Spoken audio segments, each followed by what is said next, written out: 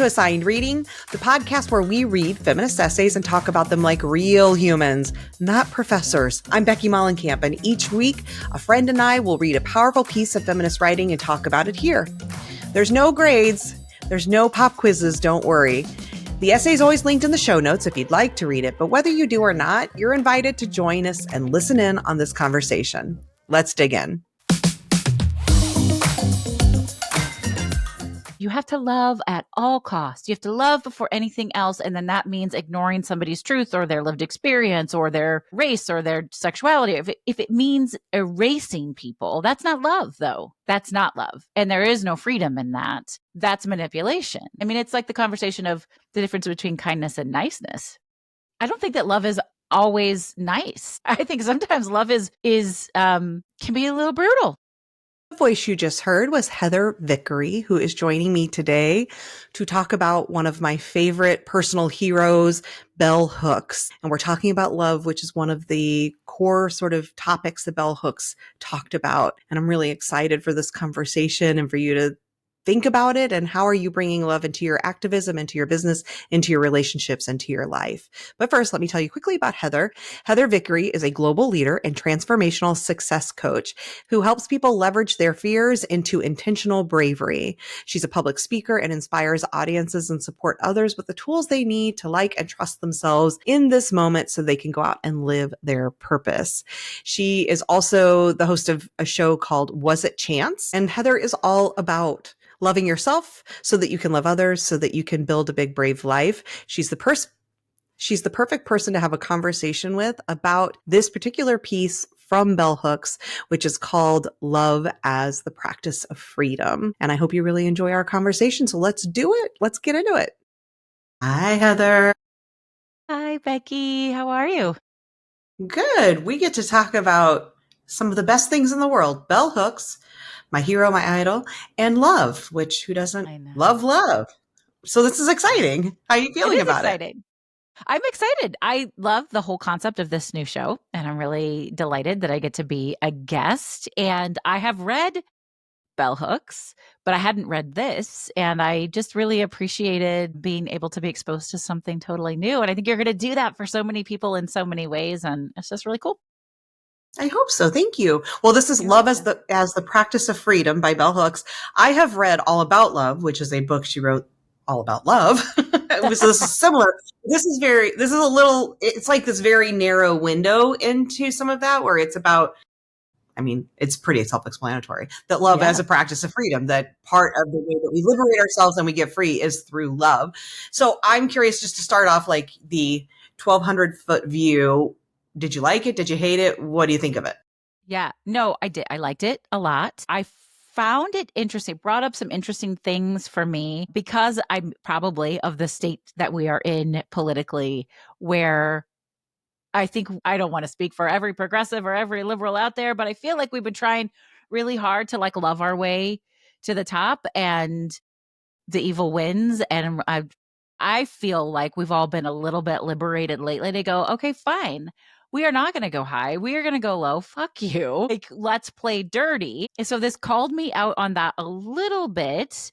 And I think there's room for both.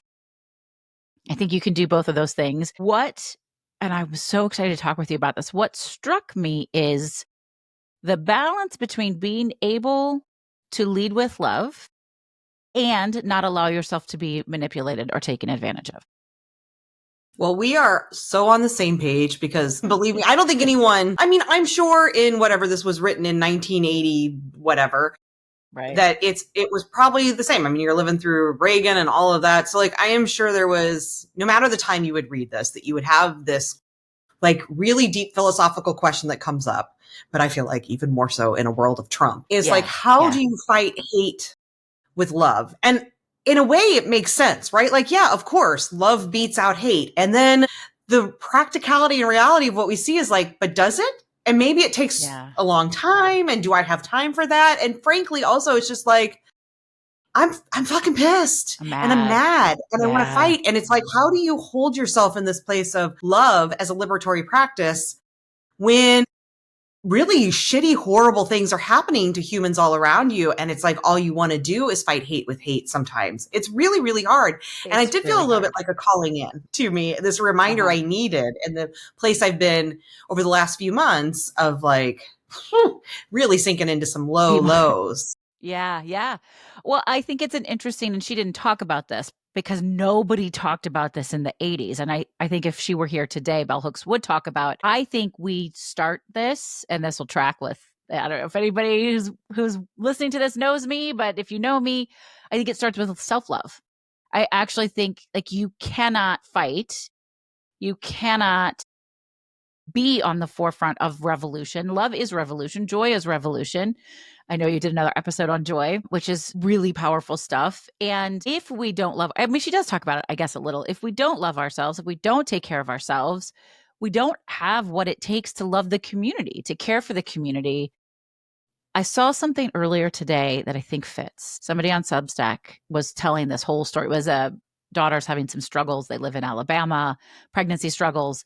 And she found another progressive mom, grandparent in the front. And they talked and they complained and they commiserated and they held each other. And she said, the revolution is 2 or 3 of us at a time. And I think love as the practice of freedom is that reminder that it's 2 or 3 of us at a time. You don't actually have to love everybody all the time. And I don't love the Trump voters. I just don't. You don't have to love Donald Trump. Like, I have tried that. What's the loving kindness meditation and all of that? I have tried it with him, and I've gotten there. And there is that little part of me. There is this soft, loving space that can get to this place of understanding how he got to where he is. It doesn't mean I can forgive or excuse the behaviors, but there is this part of me that if I really work at it, I can get there to say, if you know anything about his story and his parents, it's really an inevitable conclusion that he would end up where he is based on the way he was raised. And so there is a part of me that can find some compassion in there and some love. That's the word I was going to say. That. And that also, but I think that's part of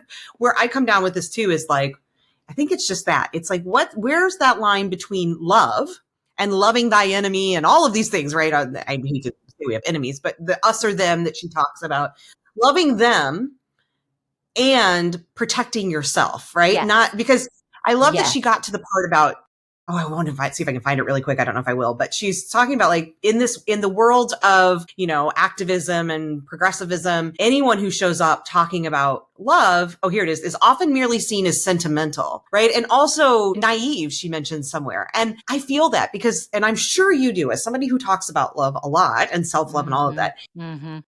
And I also feel like we have to walk a line here. Sorry if I feel scattered. It is that perimenopause brain, I guess. But we also have to walk a line as great. 2 white women having this conversation as well, which we need to acknowledge that, and we can talk more about it. But you can show up in a space, and when you start talking about love, it can, like, love is the cure and all of that. It can very quickly sort of feel a little bit like this toxic positivity and not acknowledging the reality of harm, and especially as somebody who has privilege of like, are we underselling, or underestimating the harm? And so it is it's tough. It's a tough thing to think about. I think it's really important. And I was super aware, which won't surprise you, of my whiteness as I was reading this. And I think just like anything else, just like gratitude, just like anything else, it can all be abused. And if the message is, but you have to love at all costs, you have to love before anything else. And then that means ignoring somebody's truth or their lived experience or their race or their sexuality. If it means erasing people, that's not love, though. That's not love. And there is no freedom in that. That's manipulation. And we do that to ourselves when we gaslight ourselves and we don't love ourselves. We manipulate ourselves societally. And so it's just being able to be reflective and to question. I mean, it's like the conversation of the difference between kindness and niceness. Yeah. I don't think that love is always nice. I think sometimes love can be a little brutal. For sure. I mean, sometimes the most loving thing to do is to set a boundary that ends up meaning someone can't be in your life. And if you look at it only like, you're right, because if you equate love with being nice to everyone. And I would love to have you talk a little bit about the difference between nice and kind in your mind, but because I think that that's always really interesting. But if you think of love as just sort of meaning I'm nice to everybody has to get along, we have to like hold space for everyone's ideas, and everything's equally valid and important. That is not always love. And that is, we see that also. Just forget about politics, which is interpersonal relationships, where love can get so confused with being nice or with accepting anything anyone gives to you, that we end up in relationships that are not at all loving. Not at all loving. And it's actually, so there's been a huge dialogue, especially on TikTok, about, are you a horrible person if you don't really give a shit for the people who fucked around and found out, right? Because we're all being punished. We didn't fuck around. We're still finding out. It all really sucks. And I want to be clear, from my stance, it isn't that I'm wishing harm on those people, but I am not saving space for compassion and caring. I'm not going out of my way to create compassion for them when I have people to take care of. I have a community of people that did not choose this and that need the energy, the limited amount of energy that I have to offer. And that feels like love, even though it sounds like exclusion. And that's where things can get muddy too, I think, a lot of times, because you will have people on the right, these people who are clearly filled with hate for a lot of people, who will then try to turn it around and be like, well, if you don't love us, if you don't give space to my ideas, if you can't like allow for my beliefs to be on par, equal with yours, whatever, then that's not very loving. Where's the love, right? Like they'll try to turn this back on you. But for a lot of people, it can start to feel really complicated. Yeah, like it will make you second guess yourself. Am I showing up in a loving way? Right? If I can't hold space for my father-in-law, who is now blaming everything on Obama, which is just mind-boggling. Wait, what? Oh yeah, this is all Obama's fault. That's amazing. That's amazing. I think because he's black, I'm pretty sure. That's why. It's pretty wild, but that's happening, right? Yeah. And so you think, is it not loving for me to say he's allowed his ideas and those should be treated with as much care as my ideas? And I do, like, for me, I'm not in that place, but I know there are people who struggle with that, to think, am I being loving? Am I being the progressive I say I am if I'm saying I can't have space for these other ideas? It's a tough question. I think if your love takes away, I mean, it's like everything else, takes away somebody else's autonomy or voice or right, it's not love. Like, yeah, your father-in-law can have those thoughts. Of course he can have those thoughts, because we can have any thoughts that we want. However, you don't have to choose to be in company with him. You certainly don't have to validate those ideas. You do not have to validate. Absolutely not. And nor do you have to fight. I mean, maybe the best love in that scenario is to say, we're never going to agree. And I'm not going to have this conversation with you. Yeah. Because we love each other. We're not going to do this. And that gets tricky too, because then they're like, look, white women, you need to be having these hard conversations at the dinner table. But there is a time and a place. And it is not always the right time and place. Yeah. And there's also I don't know if this is valid anymore, but the historic definition from Einstein, I think it was, of insanity, right? Is like doing the same thing over and over again. Yes. Probably a very different result. And there is a place where you have to recognize, like, there is no changing the mind of an 80-something-year-old person who watches nothing but Fox. Like, you can try, and I have, but at some point you have to say, for my mental health, that's right, and to protect myself, I have to say I abstain from these conversations. That doesn't mean I necessarily have to abstain from the relationship completely, although there are those, right? So there's also looking at each relationship to think if it's one that is worth keeping with all of that, right? And there are many that I don't have.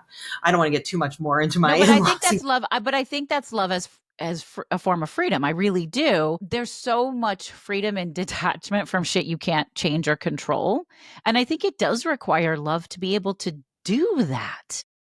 Like, the foundation has to be love in order to be like, I can't hold this.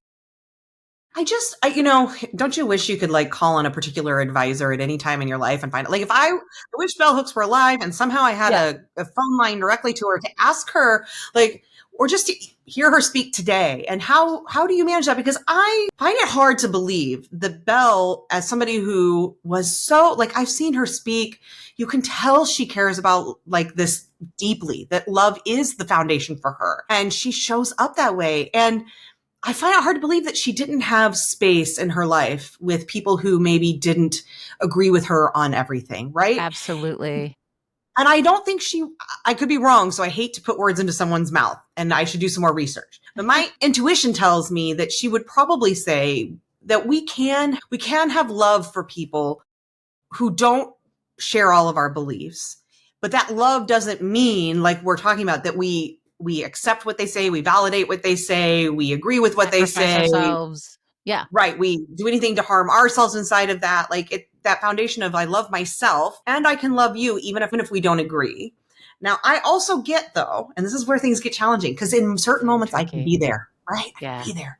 Yeah. And then I also can hear some of my progressive friends who are like, fuck them. If they can't honor your full humanity, like, I'm queer, I'm not trans, but I'm queer. And I consider my trans siblings to be of the same as me, right? Like, Yeah, because we are all part of that same family. And so I can also hear folks saying, like, if they can't fully be there with trans folks and they can't embrace and accept and honor the full humanity of these folks, or, immigrants or any of these other issues, then fuck them and they should not be in your life. And there is a part of me that also hears that and can say, there in some moments I'm like, yeah, fuck everyone who doesn't agree with me. That But doesn't always feel like love either. But it's interesting. So when I came out, my dad is super religious. We have never talked about how he votes, but I know that he voted for Trump. I know that he's conservative. He's super, super religious. When I came out, and fortunately, he got to have a conversation with my cousin, who I was always very close with, before he had a conversation with me. And he said, I don't understand.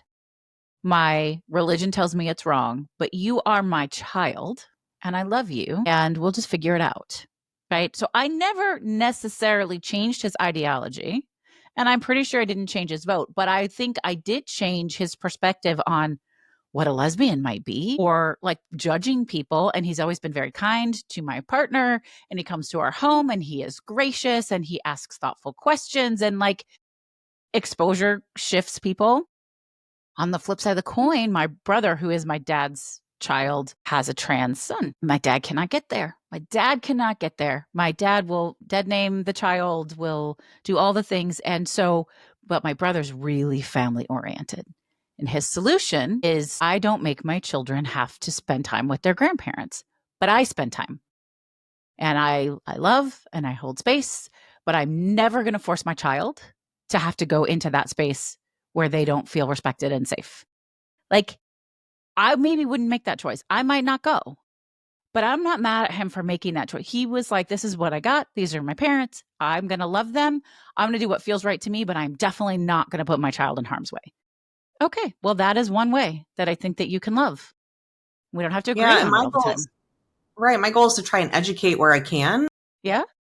I find that line of, because I also agree, if we, all of us with marginalized identities, chose to remove ourselves from the lives of folks who disagree with some piece of that identity, first of all, fully understand it when you need to. If you need to, if it's for your health, your safety, all of that, of course. But for those of us who maybe have more privilege and are able to be in those spaces, there is this part of me that thinks, if we don't, who educates these folks? How do they, because we also know the way that we change our minds about things often is through meeting someone and saying like, oh, that person's trans and they're no different than my other friend. Like, why am I having these beliefs, or whatever the identity is?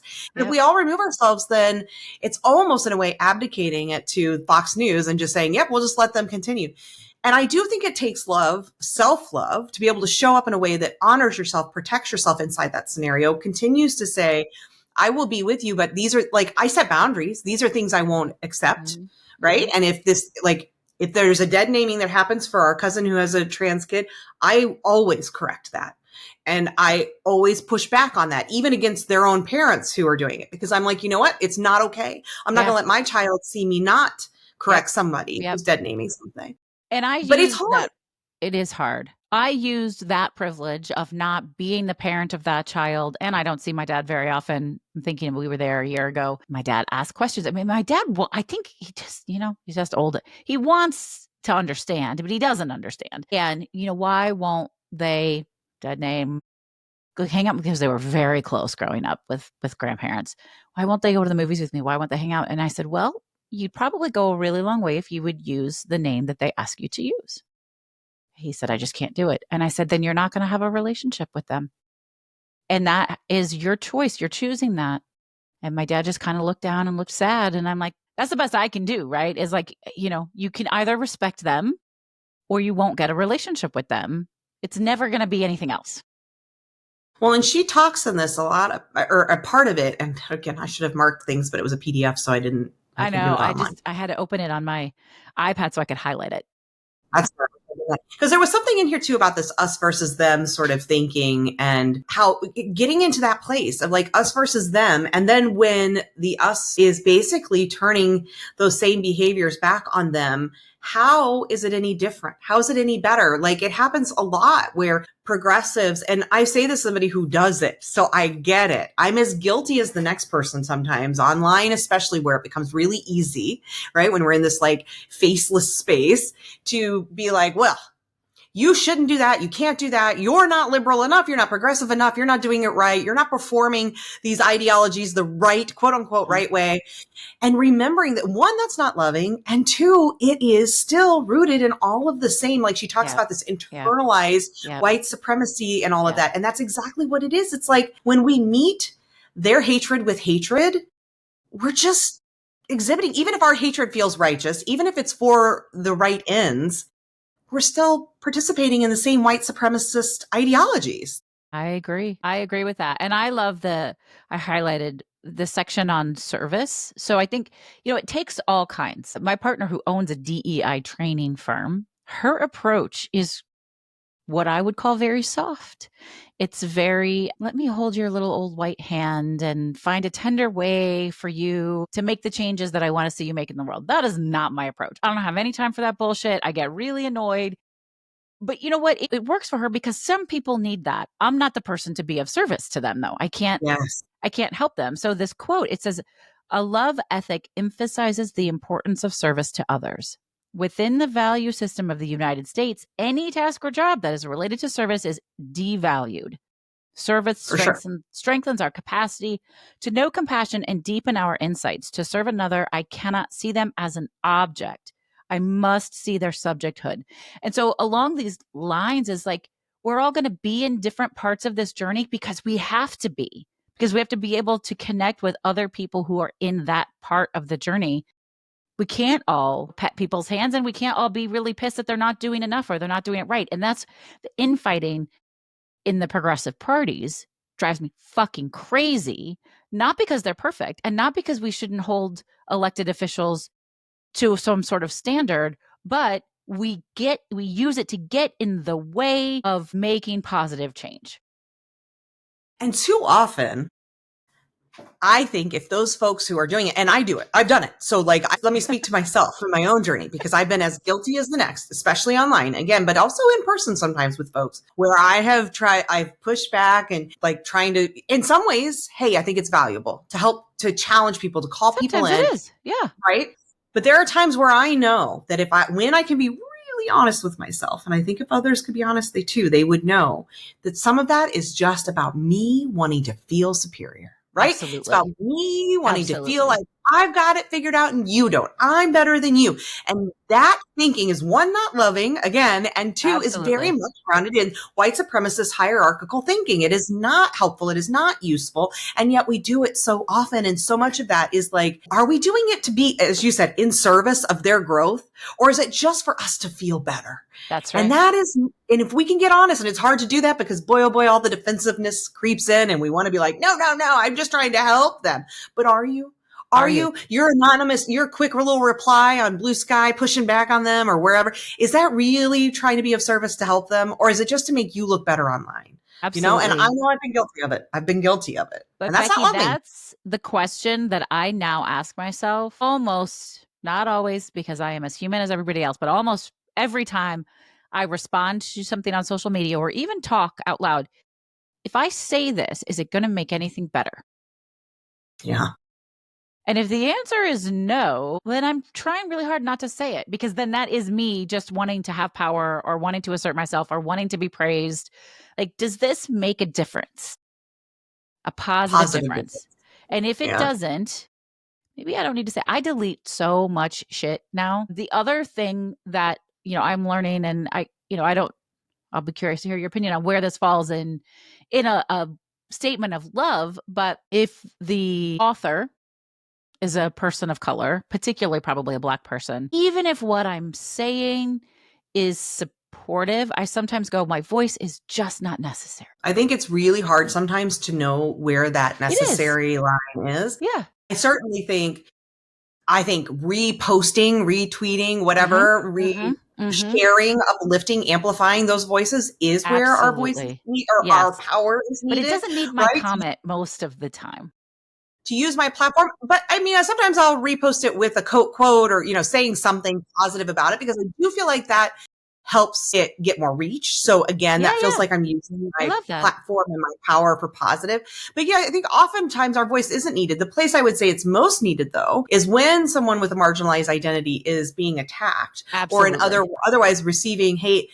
It shouldn't be just folks who share their marginalization Yeah, showing up in their comments to support them. That is absolutely. where we need, the more privilege you have, the more you need to be showing up.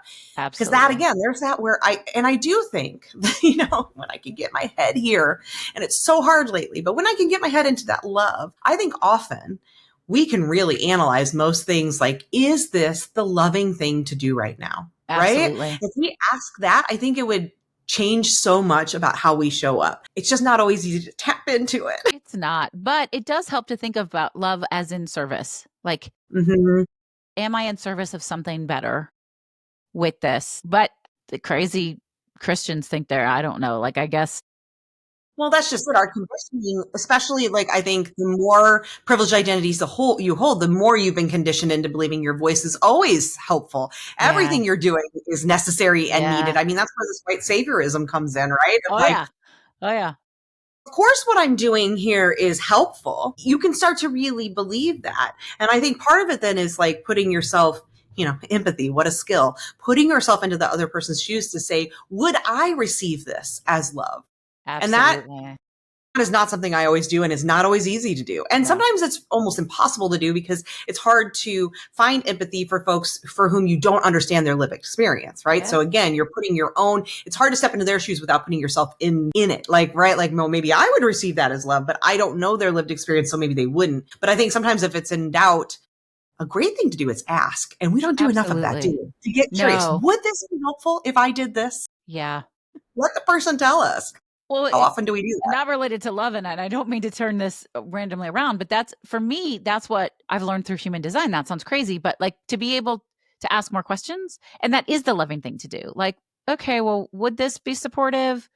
Would you like this help? My kids even have said to me as they were growing up, I want to just tell you stuff, but you always want to fix it. And I don't always want you to fix it. And I'm like, now, so one of the things, and I hear people say this all the time, is you could ask, you could say, hey, do you want my fixer hat on or my listener hat on? But one of my daughters said, I promise to always ask if I want There you to you fix it. I will ask for you to help me fix it. And if I am not asking, I just want you to listen. I was like, shit, that's hard. go. It is That is hard. hard love right there. It goes into But so I much do of my what we're best. conditioned to do. Yeah. Yeah. Well, I think the But I was three pretty proud of C's, her for knowing to tell me that. I was like, well, I couldn't have I think that's completely fucked up amazing. because she knew to That's say that. amazing. Yeah, no, the more time you spend with kids, the more you realize that they've got it figured out. It's us, like, Yeah. the older we get, the more problematic we become, for sure. I think the three C's are very, like, to me, they're all grounded in love. And I think of compassion, curiosity, and consent.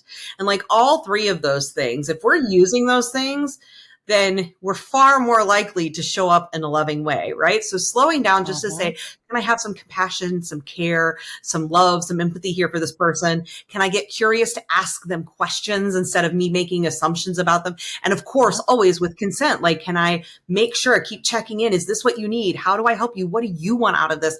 I mean, just imagine if we all did that, like everything would shift, but that's, it's not what Well, happens. and it wouldn't be a conversation with me if I didn't say, we need to do that with ourselves. Yeah. That's what we need to do with ourselves, like all day long. Let me give myself a little compassion. Let me be curious. Let me ask myself questions. What do I want to do? Right? That's the consent part. What do I want to do Yeah. now? Well, it's interesting because you think there are two different, separate but equal ways of approaching love and extending love to others. And I find it's very interesting for some people, starting internally and working out works best, right? If they can get to a place of loving themselves, then they can extend that love outward. I have also found, and I'm the opposite of that, where I tend to do better, where I start expanding my love outward, and then eventually it becomes something I Comes can back. it Yeah. creates a cognitive dissonance that I can no longer ignore, where I have to extend it to I myself. love that. Because the more I'm able to do that for others, I think it's okay for them to wear whatever they want wear, and I'm not going to judge them. It's okay for them to X, Y, or Z. Yet I'm doing this to myself, and eventually that creates enough cognitive dissonance that I'm like, okay, I can't. You can't It's ignore it obvious anymore. I can no longer do Yeah, this. It's interesting. I think it can go either way, but I think ultimately both things are needed. We need care and love for self absolutely. and care and love for our community. And she talks about both. Well, and I think I love that you said that because I think it's so important to recognize that there isn't one way to do this. There's not one way to solve a problem. There's not one way to love. There's not one way to be an ally or an activist or a feminist or whatever. Right. And so you're gonna have to figure out what's yours, each and every one of us, and then just do your best. And then when you learn something different, maybe you do something different. And I'm curious what you thought. Have you read All About Love by Bell Hooks? I have not. Okay, it's okay. I highly recommend it. I have it right there at the top of my book pile, and it's very marked up because it's so good.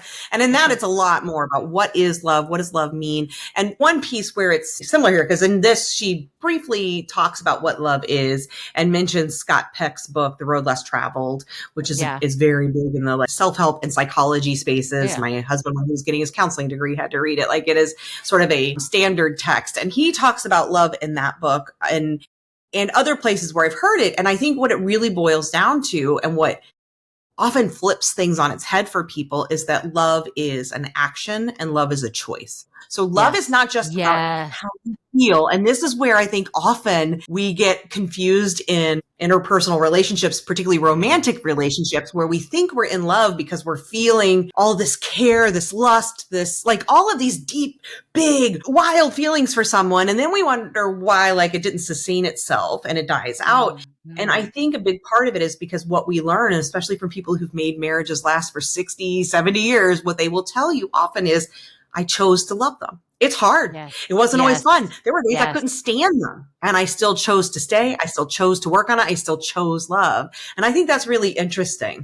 Well, and I think that to your point of some people, it starts internal and grows external. Mhm. For me, that's definitely true. I am not that I didn't love my people before I learned how to care and truly have self love, but I'm better at it. And they may not always agree because I have better boundaries, because I ask for what I want, because I take less shit. But that is loving, I think, in action. And then some people, it goes outwards and then the cognitive dissonance, but all of it has action. Absolutely. It was because Always. I think for so long I didn't understand, like I couldn't understand how to love myself because I didn't know how to love others. I Yeah. didn't really know what love meant and looked like. And honestly, I think having a kid, and that is not that long ago, was the thing that most transformed my understanding of love because I realized that, like, with my child, there's literally not a thing he could do that would make me not love him. Yeah. Not a thing. Yeah. He could kill someone. Like, there's just nothing he could do. There would be Wouldn't things that always would just approve or right. agree, but That would there's disappoint me, love. that would hurt me, that Yes. would be awful. But there is no way I could choose to not love him and recognizing that. And then comparing that to some of my other relationships and seeing how I wasn't extending that to myself. And yet I Yeah. was a child like him once and deserve it as much. I don't know. That Yeah. was really helpful. And all of it has helped me see, like, just in the partnership I'm in now, recognizing the ways in my previous marriage that I wasn't choosing love. I Well, didn't make those choices. And now I'm something that like, go ahead. no, I didn't mean to cut you off. I apologize. No, There's a no, I little was just gonna lag say here. now, like when things get hard, I still am like, I'm making the choice. Like I can actually feel it, see it, know it, and recognize like this is a choice. And it is a Yeah. choice that I'm continuing to make, that I am continuing to choose to love. Because if I don't, I would have left in the same way I've Yeah. left previous relationships when it got Yeah. hard. Yes. Absolutely. I was going to say one of the things that Bell Hooks talks about in this piece is how domination is not love. It is anti-love, she says. Yes. And you can't choose to be in if you have to always dominate, right? Like you're just manipulating everything. And the balance on that, like loving as a parent, is setting boundaries. It is not letting your child run over you all the time and take Yes. advantage of you all the time. Right. But it also isn't you being a tyrant. It isn't you never listening to their voice. It isn't you telling them if you don't eat that, you don't eat. You don't eat. Like it's right. And so this balance of not being dominant and being in service, but also not being a doormat, like it really is a lot of work. It's worthy work, but it is a lot of intention in order to even try to do it well most of the time. For sure. That's why that all about love, because it helped me see one, that love was a choice. Like it really helped me understand it in a better Yeah. way. It helped me understand love isn't what I always thought it was. Like it was this, I guess I was waiting for others. I've always waited for others to like validate that what I'm experiencing is love in a way. Like if they don't say it first, then it's not real or whatever. And recognizing I can choose love anywhere. Like she mentioned somewhere in here too about like just even having these conversations that we're in, like this is an act of love, and I can choose that this is love. And I realized I used to think I didn't have friends, and I'm like, I have lots of friends, and I'm in love with so many of my friends. And being Yeah. able to say like I'm in love with someone, and it not being this about sex Weird, and creepy romance, thing. Yeah. Yeah. Yeah. that is so how we're conditioned. And when you can start to understand that love is a choice, it's not just a feeling. It's about actions, it's about staying with it. It's about care for and service for others and also for self. It really does change your relationship with this idea of love and who do you love and what love means, because then I can bring love into so many places where previously I might have thought like, well, this isn't about that. And it does sort of start to change Yeah. things. Like my relationships with folks like you and others online and their virtual friendships, people I've never even met, I can say I love them because I'm Absolutely. choosing that. It's just such a, I don't know. It all sounds again where she goes back, it's all kind of naive and but it makes such a difference in how I want to show up and be in space with people. It does. And I think actually to tie that back into the conversation, the early part of the conversation, I believe for me, I can wish love on all of those people who I I feel frustration and anger towards, who fucked around and they're finding out and they're making the rest of us find out. I can wish them love, and I hope that the love transforms them and it opens their heart and it opens their minds and that they can make different choices. But I do not have to share space with them. I still do not have to give them any part of me that I don't have in reserve, but I can still wish them love. I can still hope that that love will light them up in positive ways. Well, and I also think it's interesting too, because she calls it constantly through this. And I use it on my little quote board because I've been doing it for anyone who's watching on YouTube. I've been trying to I've put up a been quote watching. from the piece, but she calls it a love ethic. And I Yes. think elsewhere, maybe even a practice. And I think that's so important because it takes it from this like feeling thing to like a set of beliefs and a set of practices, a set of actions. And when we can start to reframe that, then we can start to see how we bring love into community, how we bring Yeah. love into our activism and what that actually means. Because it's not just like, oh, this woo woo feeling that I have for someone, because I think that's what makes people think it's naive, right? Because it seems naive when you're just saying like, can't we all just get along? That's what I think people think of when you talk about love. But what I think she's talking about here is not just that. It's how do I bring the practice, the actions, the service, the beliefs about love into my work? And that isn't naive or silly. It's fucking hard. Like It's it's actually really hard. hard. And when you start to Yeah. understand it that way, it takes it from this like, oh, isn't that sweet kind of a thing to like, shit, that's really hard because it's a lot easier to show up pissed off and Fuck angry yeah, it is. and name Yeah. calling than it is to be like, how do I bring the practice and the ethic I have about love, about humanity, about people, about care for others? How do I bring that into the situation? That's a much harder question to ask yourself. And because that's one I've been exploring more lately It than is. how do I just show up and be like, fuck them all, fuck the patriarchy, even though I still believe that too.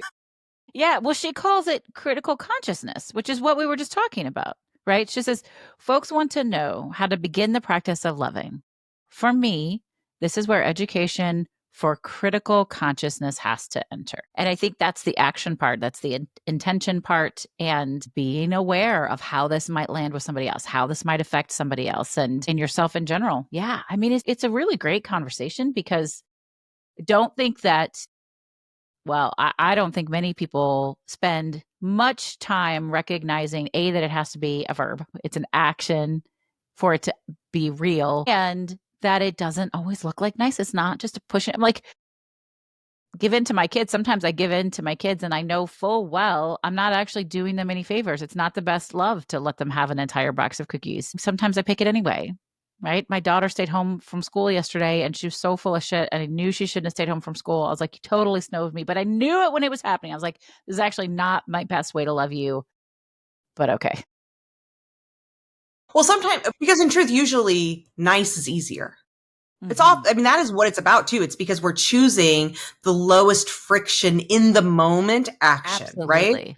When we know that love is maybe the better thing in the long term, but it is often far more friction in the moment.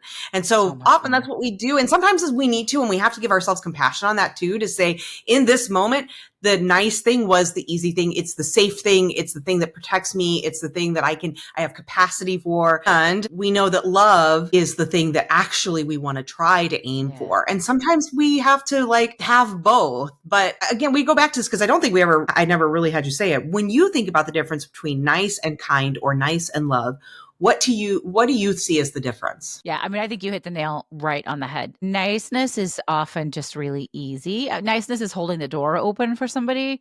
Kindness is saying that to my kid, no, you have to go to school because you need this education. This is not doing you any favors. We have mental health days. I did not describe any of that very well. I don't know what is kindness. I'm No, it's tired. okay. It's perimenopause. Like it's always a good thing to It's use as your perimenopause. fault. I think that kindness is direct. I think that kindness can sometimes be abrasive and it often maybe feels like you're being challenged. You use the term being called in a lot. I love that term. I think that's a kindness, and a niceness would be just pretending it didn't happen, letting it go. Right. And I don't, you know, it is often the path of least resistance. Certainly yesterday, and y'all can judge me if you want to, letting my kids stay homeless because I just did not have the fucking energy to fight with her about it. You Also, got to have your nobody own. was no the sky was not going to fall, the world was not going to end. It was all going to be fine. But I followed it up with some loving kindness. And I was like, okay, but if we do that, here are the rules and here are the boundaries.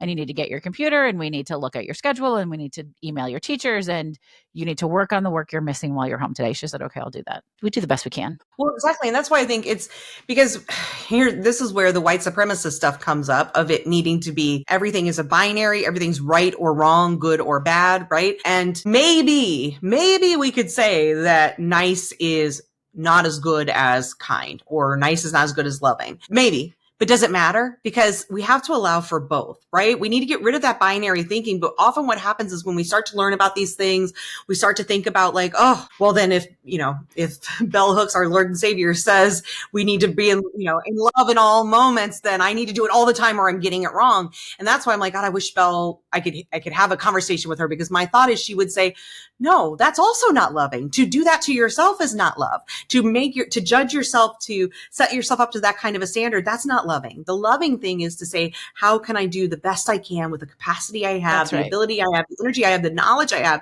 in that moment, and then love myself through it. And if in that moment the thing I need is just to be nice, then okay, I can love myself through Yeah. that. Yeah. I love that. There's so much intentionality. That's the key. Consciousness, right? Yeah. Educated consciousness. That is the key to making all of this work, I think, for ourselves and for community and for positive growth globally. Like that has to be it. Yeah. Which is like all of these things, easier said than done. Of course. Because I mean, I Yes. just had a call with a client today and it was sort of this like, how do I stop expecting myself to give my 100% if all that's needed in the moment is my 75%? I Because got really I'm good like, at that. right, I'm overwhelmed and burned out. And yeah, like eventually I think we get there, but when you're still really caught up in capitalist conditioning Yeah. and the belief that your worth is tied to your productivity and all these things that many of us are, it is easier said than done to say, really the answer to how you do that is you just get aware of when you're doing it and you make a new choice. That That's it. sounds simplistic, but ultimately that is what it takes, but it's not easy, right? It's It isn't simple, but easy. not easy. Yeah. But again, it requires self reflection and it requires honesty and asking yourself questions and being conscious.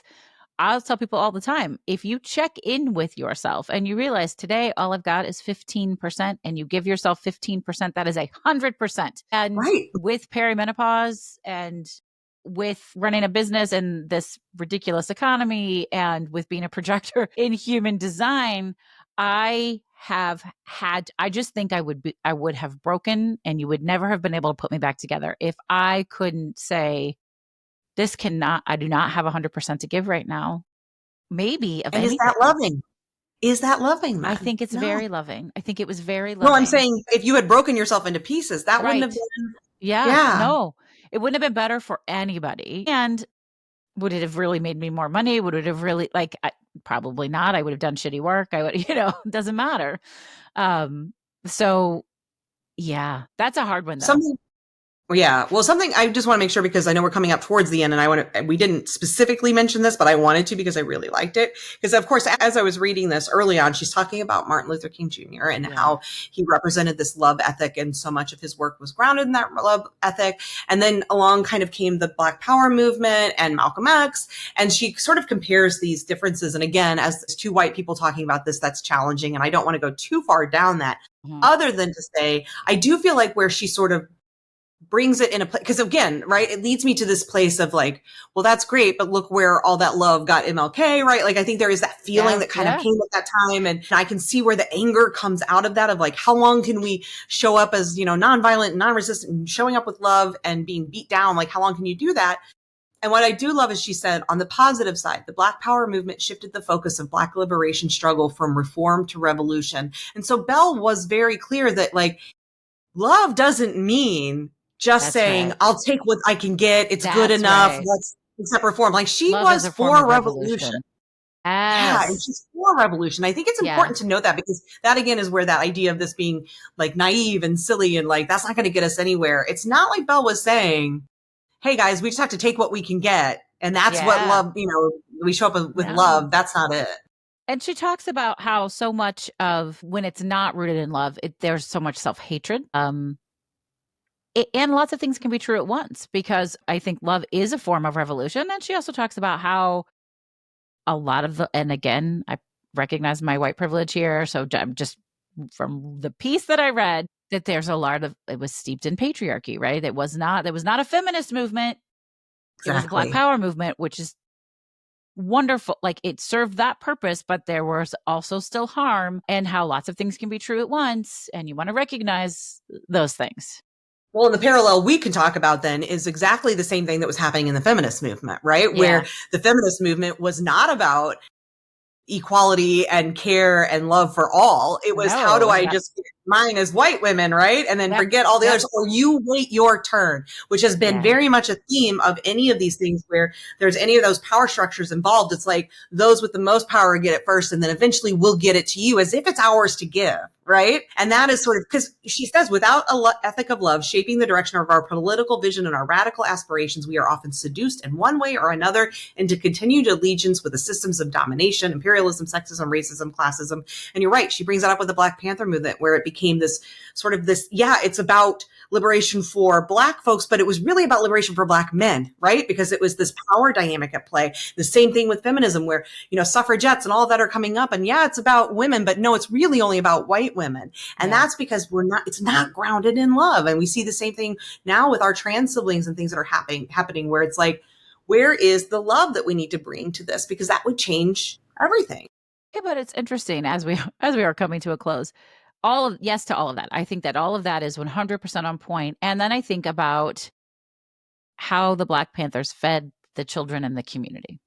For sure. There's definitely you can do both harm. You can be loving and also Anyway, and I'll take it away. I was making. Yeah, I want to take it away from the Black Panther movement, and just in general, like, you can be in a relationship where there are these moments of tenderness and care from this man who makes you feel so seen and loved, or he's taking care of your kids and then turning around and beating you. Is that still love though? Right? Like, it can be that both. Yeah. Which is interesting. And the other thing, before we go, one other thing I wanted to think of is, because you talked about modern politics, right? And what she would think about all of that, and how we're showing up now, and like the Michelle Obama, we've tried to go high, and the sort of feeling now of like, well, maybe we go low. That Michelle Obama has decided that's some bullshit now too. She's like, fuck it. I know. But it's interesting, because it's a yes and most of me is like, yeah, we got to fight fire with fire. And I do feel that.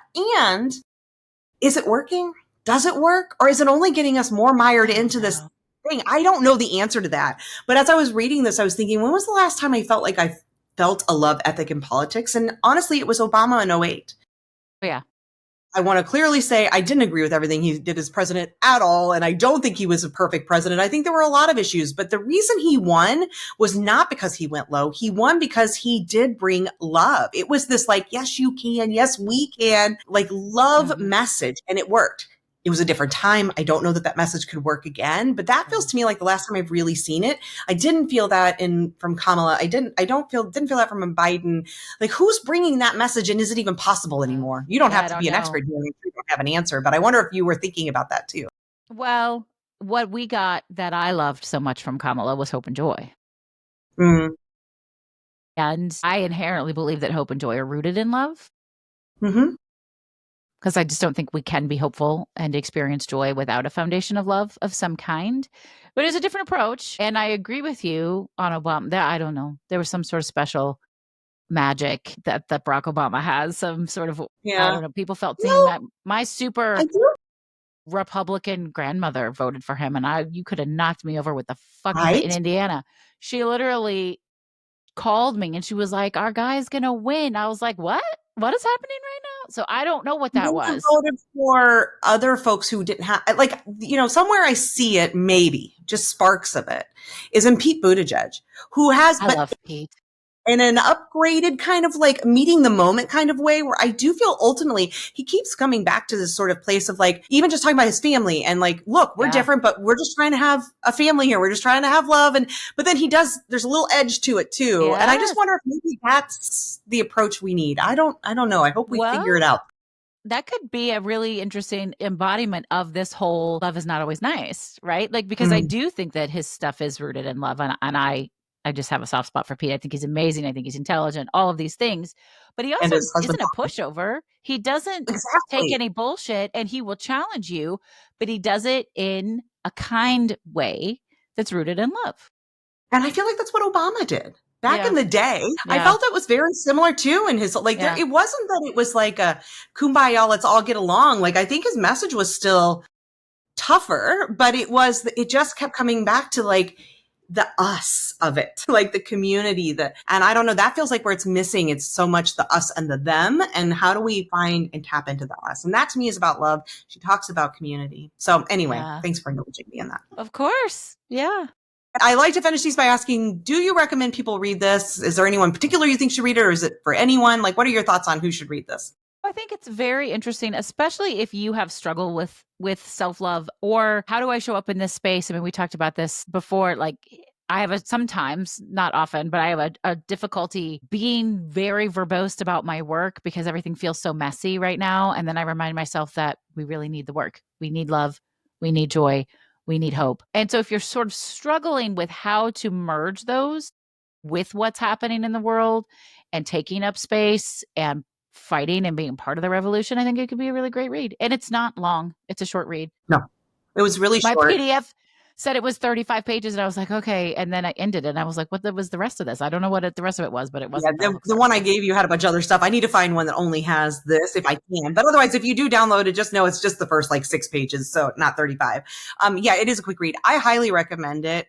I though like I recommend everything and anything Bell Hooks Of has written course. because I think she Yeah. is she's divine. But talk to Or was. people about it. Mm-hmm.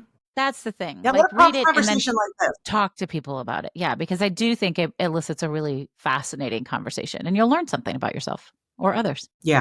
Yeah. And if you've ever heard about All About Love, which is probably Bell Hooks' most famous book, I think, one of them at least, and you're like, I don't know if I can read a whole book. This is like, it distills some of that. I mean, and if you do read this and love it, then I highly recommend moving on to All About Love because it expands a lot on this in ways that go beyond just the political, but because I feel like this is really focused a bit more on love and activism. And the book Yeah. is really about love and relationships and not just romantic relationships and all relationships, including with self. So I highly recommend that as well. Heather, Awesome. you're awesome. There's going to You're be links in the awesome. show for everybody to go find Heather. Where do you want them to go? Probably easiest to just go to my website, vickeryandco.com, where you can find links to I'm on Substack, Blue Sky, and TikTok. That's it. Those are the only places you can find me. Those are the places. Yeah. So go connect with Heather, and she talks a lot about this issue. So it was perfect. I'm glad that we did this one with you, since I know Yeah, self-love in thank you so particular is so much. important to you. Thank you, Heather. Thank you for being part of this assigned reading conversation. If you liked it, please pass it on. And if you loved it, would you leave a review? It will only take you a few seconds, but honestly, it makes a huge difference in spreading the word about the show. The essay is linked in the show notes, as is my newsletter, which is called Feminist Rants Are My Superpower, and I hope that you'll subscribe. I can't wait for our next conversation.